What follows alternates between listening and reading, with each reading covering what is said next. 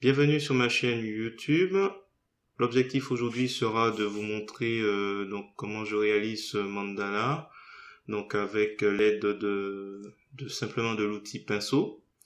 Donc voilà, il n'y a pas de règle précisément, c'est selon l'inspiration. Donc celui de gauche, je vais vous montrer comment on réalise et comment on le peint assez rapidement.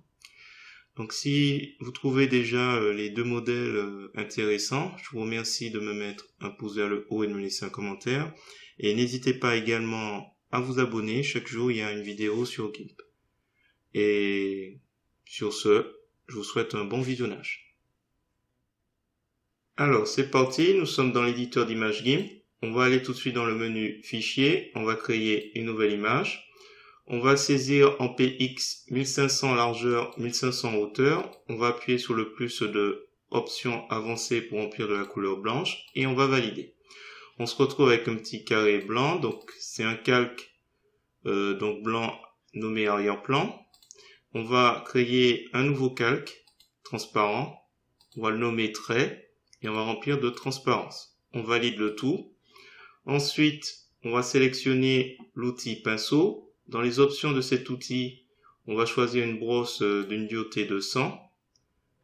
Donc après, on descend toujours dans les options d'outils pour cocher lisser le tracé et quantité et force. Vous déterminez selon votre agilité. Donc si on n'en a pas, mon trait il est un peu moins clair, plus tremblant si on retire. Donc il faudra cocher lisser le tracé, puis mettre, moi j'ai mis 88 en qualité et 100 en force. Ensuite, nous allons aller chercher la boîte de dialogue peinture en symétrie. Par défaut, il est en symétrie aucune, mais il faudra descendre sur mandala. Ensuite, on va laisser donc le centre. Là, on voit qu'il y a deux traits en pointillé bleu ciel qui sont apparus et qui déterminent le centre. Là, le nombre de points, on va laisser à 6 et on va commencer par tracer un petit cercle, un tout petit cercle. Et ensuite, on va rajouter une petite pétale. Et comme ça, en fait, à chaque fois, il multiplie les éléments pour moi. Là, qu'est-ce qu'on pourrait faire? Je vais mettre un point au milieu. On va faire ça. Et après,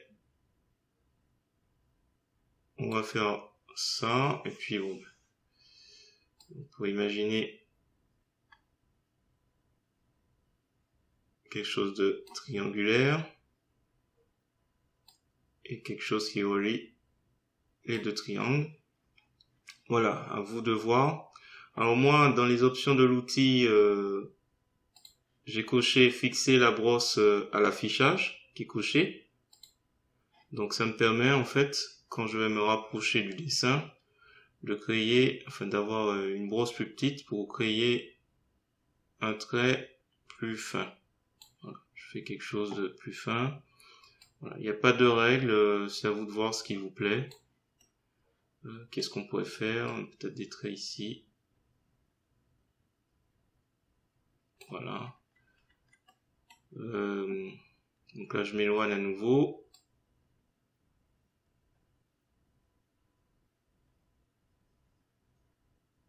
On redescend. Et puis après, on peut faire des formes plus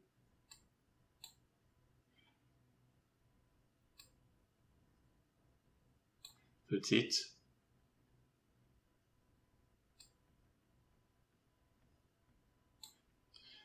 Alors, je fais un CTRL Z. Je suis pas satisfait du dernier trait. Je vais faire dans l'autre sens. Hop, voilà, c'est mieux. Qu'est-ce qu'il y a d'autre? Bon, on peut s'arrêter là ou alors attendez, je vais faire un dernier trait et on va passer au coloriage.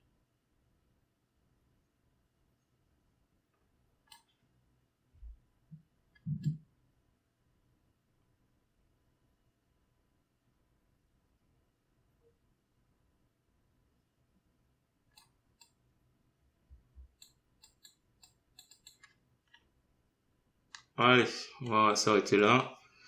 Je peux pas faire mieux. Alors pour le coloriage, ce que je vous propose, c'est faire un clic droit de la souris sur le calque trait, alpha vers sélection. Donc il va me sélectionner toutes les parties où il y a des pixels, c'est pas ce qu'on veut. Nous, ce qui nous intéresse, c'est le contraire. Donc on va faire sélection, inverser. Et comme ça, on va pouvoir s'amuser avec les palettes de couleurs. Donc palette de couleurs, si vous l'avez pas, la boîte de dialogue, vous cliquez sur le configurer cet onglet, le petit triangle sur le côté. Vous allez dans ajouter un onglet, vous descendez à palette. Voilà, hop, il est là. Et après, vous choisissez parmi ce qui vous est proposé, celle qui vous plaît le mieux. Alors, à la limite, je vais prendre un truc assez simple. Ouais. Historique des couleurs, 256. Alors, si vous voulez le voir, vous faites un clic droit de la souris et normalement, vous faites modifier la palette.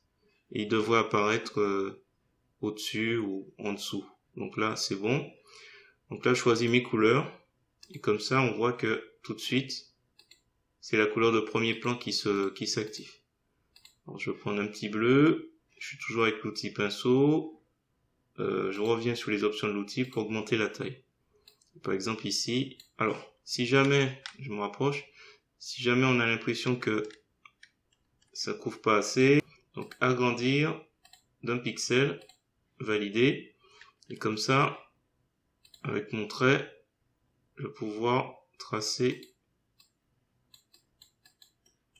Alors l'idée c'est de tracer sans trop déborder, donc ça permet en fait en une seule passe de tout colorier. Alors je vais prendre un petit rouge, peut-être ici, un petit jaune. Ah, c'était pas du jaune. Hop, on corrige. J'ai débordé, CTRL Z. Voilà. Un petit vert fluo.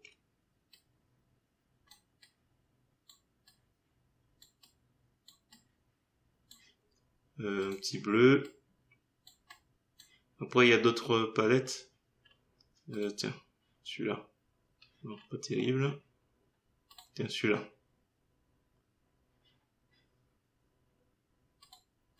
On va prendre ça.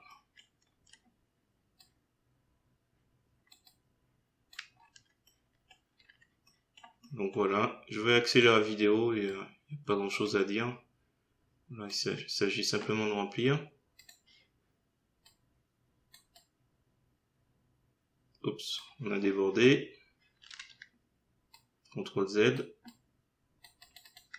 On se rapproche pour mieux viser. Donc CTRL molette de la souris pour se rapprocher. Attention, ici c'est assez fin. On doit repasser plusieurs fois.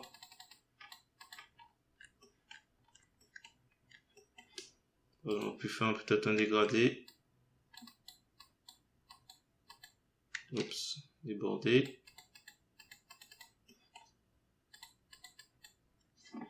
Bon, c'est pas grave. Je déborde, mais en fait, c'est pas rempli, donc ça n'a pas d'importance. Hop, petit couleur entre les deux.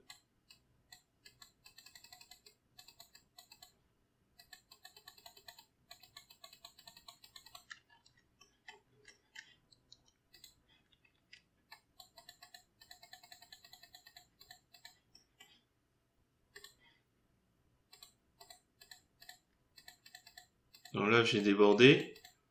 Donc, comme moi, je sais plus trop quelle couleur j'ai employé, ce qui est possible de faire, c'est CTRL de la souris. Et du coup, il y a le symbole change en pipette. On récupère la couleur qui est majoritaire et comme ça, on rattrape un peu ce qui a débordé. Là, on a presque terminé. On va finir avec ce dernier. J'ai pris n'importe quelle couleur.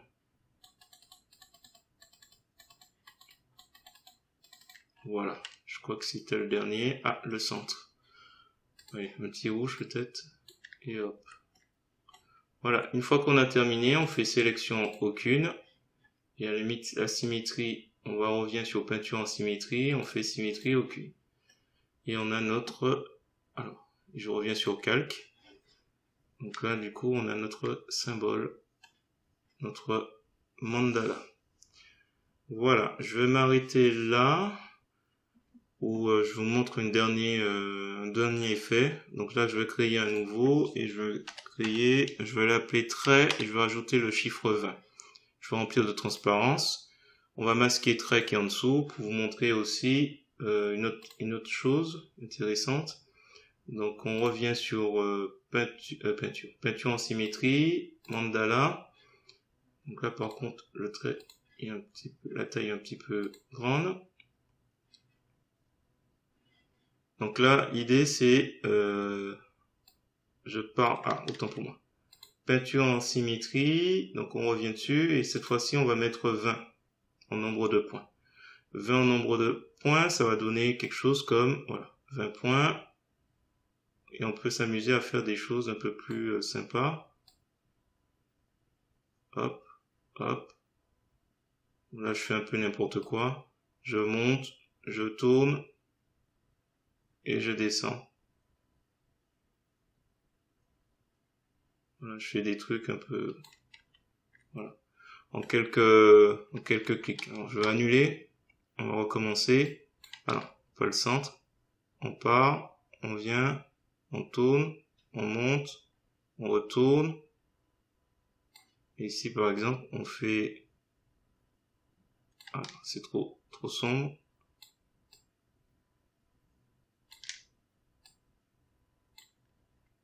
Hop, hop, je vais recommencer. Je n'étais pas satisfait du motif. Voilà, plus on rajoute des traits, plus ça peut être sympa aussi. Bon, je ne vais pas colorier, mais vous avez compris le principe, hein, c'est la même chose que précédemment. Voilà. Écoutez, on va s'arrêter là. Et à la limite, je vais mettre les deux côte à côte. Je vais pousser celui-là sur le côté. Et on va faire image, ajuster le canevas au contenu. Alors, tac. Comme ça, on peut présenter les deux. Je positionne un peu mieux. Et voilà, on va s'arrêter là. Sachant que le deuxième, je ne l'ai pas encore coloré. Et on va retirer la symétrie, on met aucun. Voilà, si vous avez trouvé cette vidéo intéressante, je vous remercie de me mettre un pouce vers le haut et de me laisser un commentaire. Et n'hésitez pas à présenter vos œuvres si vous faites ce tuto dans le groupe Facebook Entraide GIMP et LibreOffice. Voilà, ça permet à d'autres personnes de s'inspirer, notamment à moi. Et sur ce, comme chaque jour, je vous dis à bientôt.